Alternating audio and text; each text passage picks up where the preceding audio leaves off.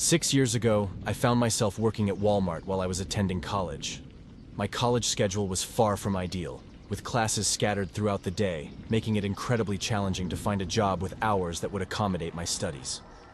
Fortunately, the Walmart near my campus offered a lifeline by remaining open 24 hours and having a vacancy for an overnight cashier position.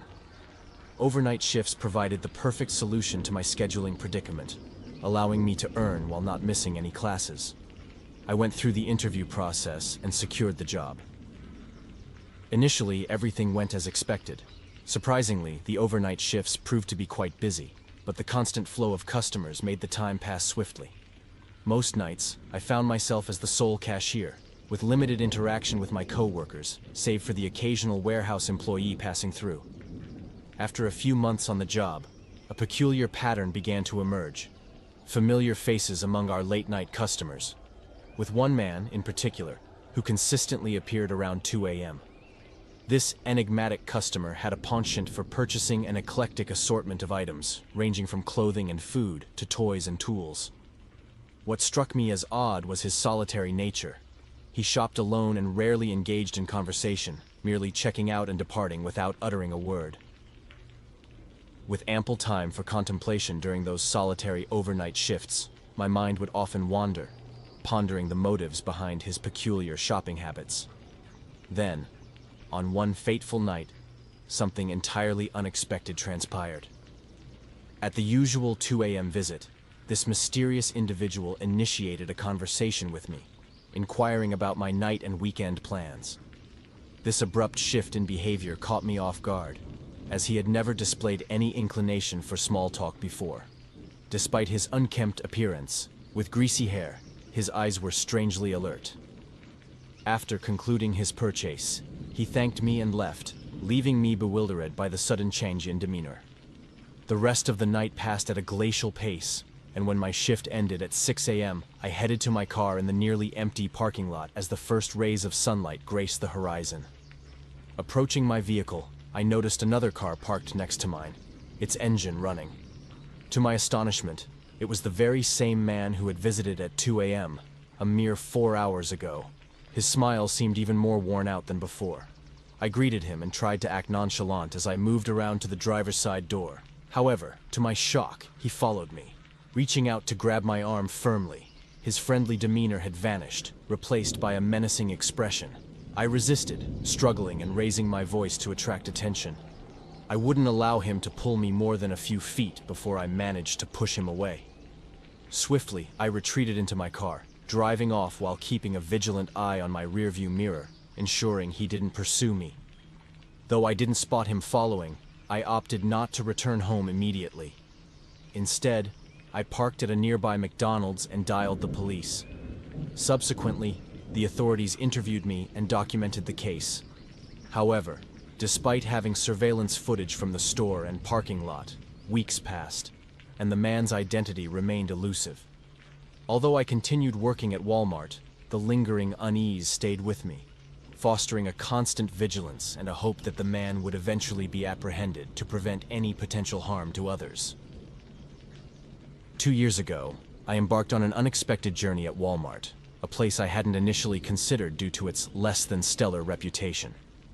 However, circumstances led me to take the job, as it offered overnight shifts, allowing me to evade the chaos of dealing with unruly customers and focus solely on stocking shelves during the store's closed hours. My journey at Walmart commenced with training sessions conducted by the manager during the first few days. As I gradually grew comfortable with my responsibilities, I joined my fellow workers in tackling the vast store. Our routine was simple but demanding, involving pushing long carts laden with boxes, stocking the merchandise on shelves in various aisles, and striving to complete as much as possible before our shift ended. One Monday night, I arrived at the store promptly at 11 p.m., ready to commence my shift. My interactions with coworkers remained limited, as I was inherently a reserved person, struggling to initiate conversations, especially since I was still relatively new.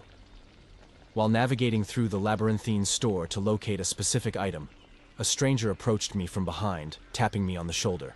Startled, I turned to see a man inquiring about the restroom's location. I provided directions, assuming he was another new employee, given the recent hiring spree. Later that night, the same man approached me once more, his demeanor noticeably nervous. He stuttered as he requested assistance. Believing he had made a mistake and was reluctant to report it to the manager for fear of reprisal, I agreed to help, thinking it was a harmless favor to a fellow employee.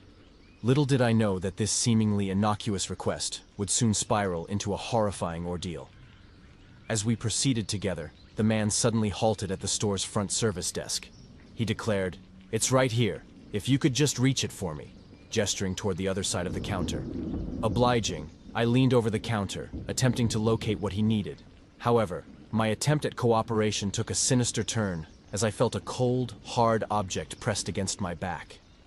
Panic washed over me as I realized the man was holding a weapon, presumably a gun. He grabbed me aggressively, instructing me to remain silent. The tension in the air was palpable as I comprehended the gravity of the situation. With fear coursing through my veins, he demanded that I open the cash register situated on the front desk. I pleaded with him, explaining that I was just an overnight stalker and lacked access to such resources. My pleas fell on deaf ears as he grew increasingly aggressive with each repeated demand, escalating the situation to a terrifying level. A fellow employee unwittingly entered our aisle, bearing witness to this harrowing ordeal. The man's desperation intensified as he shouted at the employee, ordering them to open the register.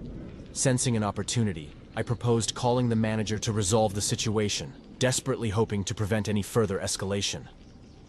The man reluctantly agreed to my proposal, and I reached for the store's phone to dial the manager's extension. However, in a sudden turn of events, the other employee made a daring escape, catching the assailant off guard. In his haste, the attacker shoved me against the counter, causing me to gasp for breath. Seizing this momentary opening, I sprinted towards my car, which was thankfully nearby. The man made no attempt to pursue me further, allowing me to escape the immediate danger. As I drove away, I could only hope that my actions had averted a more tragic outcome. Summoning every ounce of courage, I parked at a nearby McDonald's and dialed 911, reporting the incident to the police. They promptly arrived, conducting an investigation that ultimately led to the identification and subsequent arrest of the assailant. It was discovered that the weapon used was a fake gun, painted entirely black to mimic a genuine firearm. Despite the trauma I endured that night, I continued my employment at Walmart. Although I grew closer to some of my coworkers, a lingering sense of unease remained. Balancing the responsibilities of being a single father and juggling two jobs was a daily challenge. Life became somewhat more manageable as my eldest son grew old enough to look after my youngest child during my work shifts. However, my relentless work schedule often left me with little time for anything else. One evening, after completing my second shift and returning home around 10 p.m., I realized that I had neglected to stock up on groceries for my kids. With another full day of work looming on the horizon, I knew I had no choice but to make a quick trip to the only store still open in the vicinity, Walmart. It was with a heavy heart that I ventured to Walmart, fully aware that I risked becoming the stereotypical last-minute shopper. My objective was clear: grab essential food items and return home as swiftly as possible. Navigating through the vast grocery section, I scoured the frozen food aisle in search of quick and convenient meals to sustain my children while I was away. As I meticulously selected frozen meals, a disconcerting feeling began to settle over me. I couldn't help but notice a peculiar man who seemed to be closely observing my every move. Our gazes locked repeatedly, but each time our eyes met, he swiftly averted his, feigning innocence and attempting to conceal his unsettling interest in me.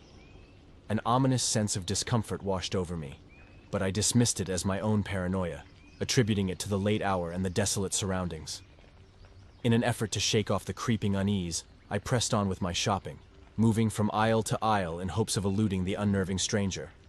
Nevertheless, he persisted, shadowing my every step. Growing increasingly apprehensive, I decided to confront the situation head-on, approaching him to inquire if he needed assistance, assuming he was a lost customer seeking help locating a particular item. To my surprise, he quickly retreated, and I took it as a victory, assuming my offer had dissuaded him from his intrusive behavior. Relieved, I proceeded to the self-checkout lane, remaining vigilant and watchful of my surroundings, prepared for any unexpected encounters. Exiting the store, I was confronted with a shocking sight. My car had been vandalized, adorned with scratches, dents, and shattered windows. A sinking feeling of dread enveloped me as I rushed to assess the extent of the damage. The situation escalated further when two menacing figures, their body language oozing aggression, closed in on me. One of them brandished a menacing metal pipe. In a state of panic, I fumbled to unlock my car, trembling as I desperately attempted to escape the escalating danger. Miraculously, I managed to get inside and lock the doors just in the nick of time. The two men continued to approach, relentlessly battering my vehicle with their improvised weapon, leaving me in a state of utter terror. Realizing that they were attempting to intimidate me into opening the car, I decided to take control of the situation. Summoning every ounce of courage, I revved the engine and sped away from the menacing assailants, narrowly evading the impending threat. In my rear-view mirror, I watched as the two men ceased their pursuit and returned to their own vehicle. I drove to a nearby parking lot, shaken and horrified, before dialing 911 for assistance. The police arrived swiftly, documenting the incident and ensuring my safety. Regrettably, at that moment, there was little they could do about the vandals. A month later, I received news that these same assailants had targeted another individual at a different Walmart location, ultimately leading to their apprehension. Astonishingly, one of them was the same man who had been watching me earlier in the store. Their motives remained elusive, but I found solace in the knowledge that they were no longer free to inflict harm upon others.